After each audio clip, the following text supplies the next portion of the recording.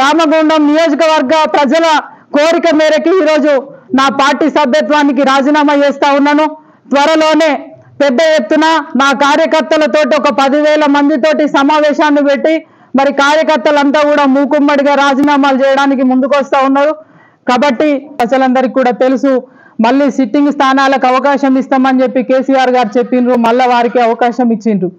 అయితే అప్పుడున్నటువంటి పరిస్థితులలో 5 సంవత్సరాలు మేము ఎదుర్కొన్న ఇబ్బందులను దృష్టిలో పెట్టుకొని మరి ఇప్పుడున్నటువంటి ఎమ్మెల్యే చందర్ మా దగ్గరకు వచ్చి ఈ ఒక్కసారి చివరి అవకాశం నాకు ఇవ్వండి అని కాళ్ళు పట్టుకొని ఏడిస్తే మరి ఆ పోటీ చేసే పరిస్థితులలో ఆయన ఆర్థిక మూలాలు ఏంది, ఆర్థిక పరిస్థితులు ఏందన్నది ప్రజలందరికీ కూడా తెలుసు. మేమంతా చందాలు వేసుకొని మా కార్యకర్తలు మేము రామగుండం నియోజకవర్గ ప్రజలము చందాలు వేసుకొని ఆనాడు 2018 ఎన్నికలలో చందర్ గారిని భారీ మెజార్టీతో గెలిపించడం జరిగింది. వారి గెలుపులో నా కృషి ఎంత ఉన్నదనేది రామగుండం నియోజకవర్గ ప్రజానికానికి కూడా మొత్తం కూడా తెలుసు. అయితే ఈ సుదీర్ఘ రాజకీయ ప్రయాణం లోపల ఎన్నో ఆటుపోట్లు, అవమానాలు, ఇబ్బందులు ఎదుర్కొన్నా. అయితే ప్రతి చోట కూడా రాహు కేతువుల్లాగా ఇవాళ రాజకీయ నాయకులు మొత్తం కూడా ఒక గ్రహణం లెక్క నన్ను పట్టుకొని అనేక ఇబ్బందులు, అవమానాలకు గురి చేసినటువంటి పరిస్థితి.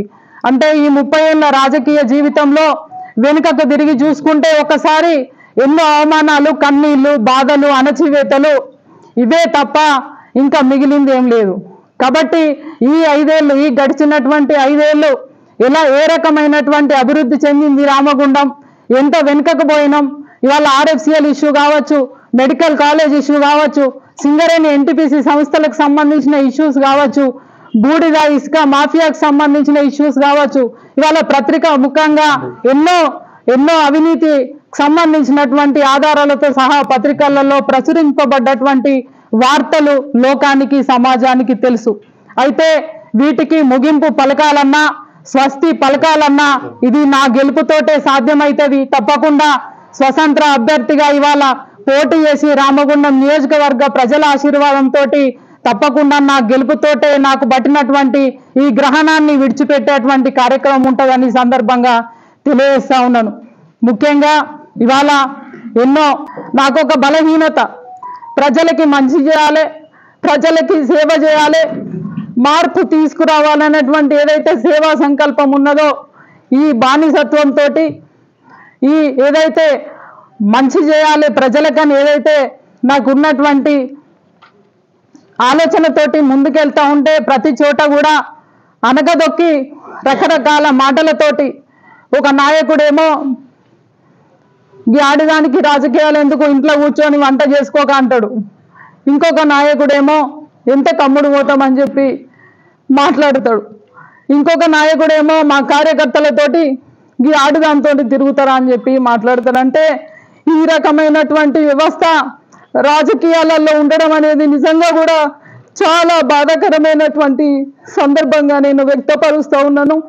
నిజంగా కూడా చాలా బాధపడుతూ ఆవేదనతోటి ప్రజలందరినీ కూడా ఇవాళ నేను కొంగుచాచి అడుగుతా ఉన్నాను.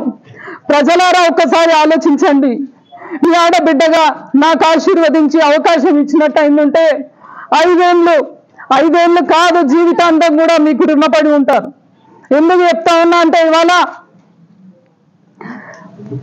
5 ఏళ్ళకు ఒకసారి మన ఇంటి ఆడబిడ్డకి సారెబోస్తాం. మనము మీ ఇంటి ఆడబిడ్డగా ఎప్పుడు కూడా నిత్యం ప్రజలలో ఉంటూ మీ కష్టాలు నా కష్టాలుగా భావించి ప్రతి క్షణం కూడా ప్రజలకు సేవ చేసుకుంటూ ముందుకు పోతా ఉన్నాను.